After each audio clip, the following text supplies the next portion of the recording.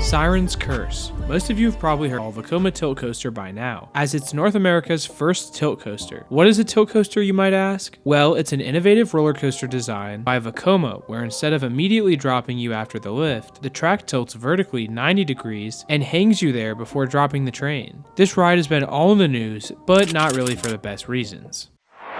Is Cedar Point's new roller coaster, Siren's Curse, cursed?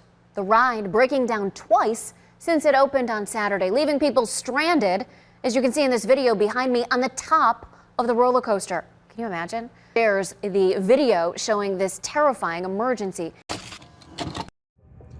Alright. I'm just gonna stop her right there. With Siren's Curse, the news has been doing what they do best, and that's fear-mongering. Siren's Curse is a prototype roller coaster, and will certainly have some technical faults causing it to stop mid-tilt. But take this from me, it is completely safe. Not only am I a huge roller coaster nerd, I have a Cedar Point sweatshirt on right now, got some roller coaster posters in the background behind me, but I've also operated rides at Kings Island for 4 seasons now, and have 2 seasons with an IROC trainer certification. I actually work at Orion at Kings Island, if you didn't know. But rides are just computers with tons of sensors that will throw faults and errors. In order to still be safe, we stop operation and have maintenance come out and inspect the ride. Siren's Curse stopping like this is exactly what it's supposed to do, and it's functioning like a completely safe ride. So no, don't listen to the news questioning its safety. Now with all that out of the way, let's get into the video.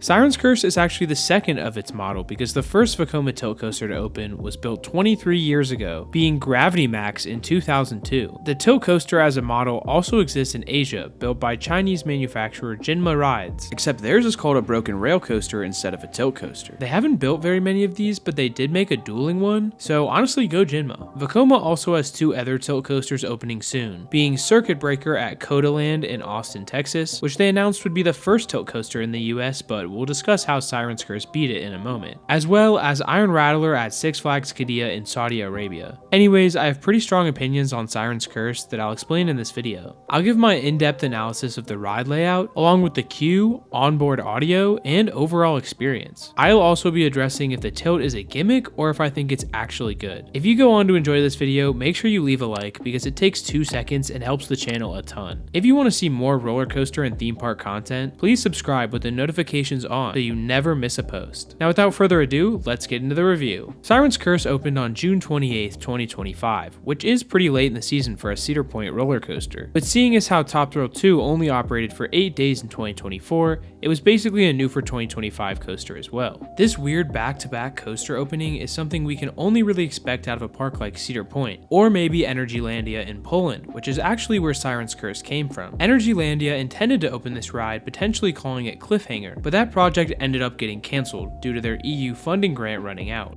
Rich park problems.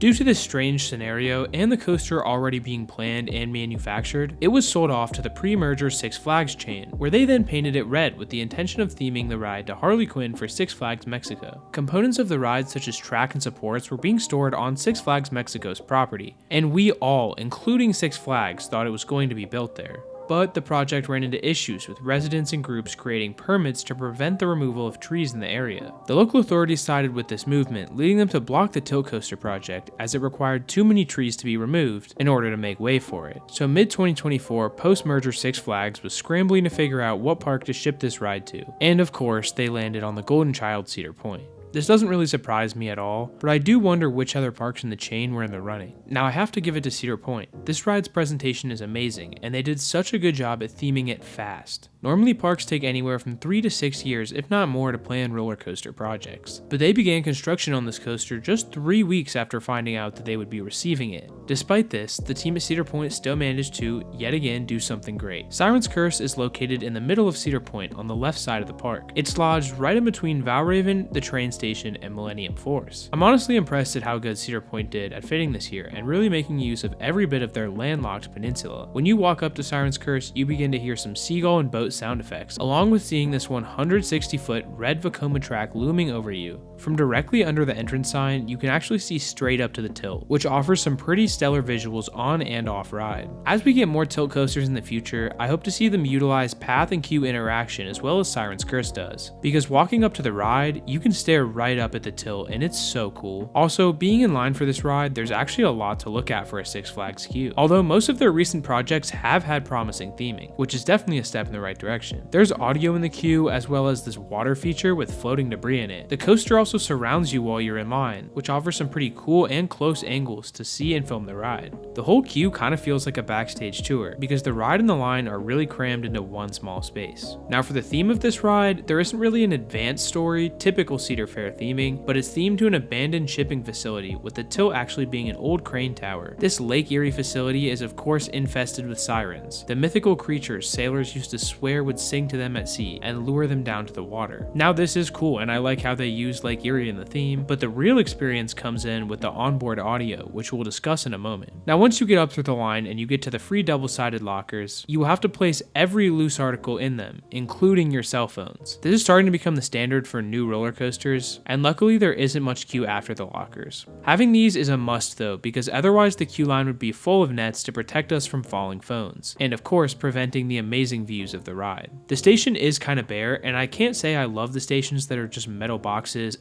nitro, hurler, twisted timbers, sorry, but the rust theming is nice. Now unfortunately as of late summer 2025, they are not taking row requests on Siren's Curse or Top Thrill 2, and they actually were pretty strict about it. It was difficult for us to get good rows, but after 8 rides, we finally got the front and a few in the back. Once you board these new gen Vekoma trains, you'll be greeted by the lap bar and vest restraint. It is easy to get stapled here, but we found if you try to sit tall and leave some room, you might get a little airtime. This is the exact same train pretty much as Flash Vertical Velocity over at Six Flags Great Adventure, if you've ridden that, and this ride does have some similarities to that in the way the forces and smoothness feels. Now the lap bar itself is actually really comfortable, with a nice grab bar in the middle, and the vest is definitely the best vest restraint in the industry, having much more give than the ones like those on B&M or Premier roller coasters, which are known for being kind of uncomfortable. As you start to climb up that 160-foot lift hill, you'll notice that each seat has 2 speakers, one behind each of your ears. You'll hear the sirens singing, calling to you while you take in an honestly breathtaking view. It's by no means the best in the park, but pretty much any ride that goes over the tree line at Cedar Point is going to have an incredible view, because just like, come on bro. Once you reach the tilt track, you'll slow down and the train will engage with the tilt mechanism. If you're sitting in the front or back rows, looking at this mechanism and the way it holds the ride or watching the track detaching is so cool. Now for those of you who operate rides, are roller coaster nerds, or both like me, this ride only has 2 trains as the tilt and lift is all just basically one big block zone. Now if you've ever watched the GOAT El Toro Orion, you know all about what this is. But as I was trained by Cedar Fair, roller coasters are split up into block structures, which are sections of the track that each have a method to stop the train. This is of course to prevent trains from crashing, and only one train can be in each block zone at one time, if that all makes sense. Siren's Curse is probably technically programmed with 4 block zones, being the station, the lift, the tilt, and then once it drops through the rest of the ride and the brake run all as one final block. However, they do not use all 4 in operation. Like I said, they have the lift and tilt basically work as one block zone, with only one train allowed on that whole section at once. Siren's Curse's crew can dispatch a new train once the tilt track has dropped another train and then fully reset back into the flat position. This is called their interval. This fully makes sense to be the interval for safety reasons, and it still allows for them to swiftly dispatch 2 trains, and it means they technically only have 3 blocks in operation. Now I personally think it looks like a train could have been stopped here behind the station, but having 3 trains on this coaster probably wouldn't make any sense, as it would just stack every single cycle, as the ride duration is pretty short and it would be very hard not to just stack 3 trains. This coaster doesn't have the worst capacity, but it's definitely not the greatest either, with only these 2 trains of 24 riders, resulting in around 900 to 1,000 riders per hour when the crew is really moving fast. They've been dispatching really well this year, but if they ever start to slack, these numbers might really suffer. I wouldn't call this thing a people eater, but the capacity definitely isn't as bad as I thought it was going to be. Now back to the tilt. I knew this element would be cool, but is it just a gimmick? In all honesty, No, the tilt is one of, if not the best moments of the entire ride. Now, I don't want to spoil the whole experience, but the onboard audio utilizes some crane sounds, as well as some voice lines from the Sirens. The first time I rode Siren's Curse, even in a middle row, I got chills rising up to the vertical position and hearing this onboard audio. Staring down at the ground and hanging there for 7 seconds is awesome and gives you a decent amount of time to look around. Now, it's easy to get stapled and totally okay to pull the lap bar down if you like that. Once again, if you're scared, don't worry, it's completely safe. But if you have some room between you and the restraint, you'll really float down to it while you tilt up, and it's actually kind of scary. Because of the way that the vest restraint is, you do get some give, and you get this unique feeling where you'll lean a couple inches closer towards the ground. I made this comparison in my vlog, but unlike a B&M dive coaster where you're only held there for 2 to 3 seconds and can really get a good feel for when you're going to drop after a few rides, you can't really get a feel for that timing on a Vekoma tilt coaster. Since you're up there for so long, if you just don't count and look around, it will surprise you every time. Once you drop, the audio will switch to heavy metal music, and you can't hear it too much, but it is nice. You'll quickly be jolted down the drop, and this drop is actually pretty good.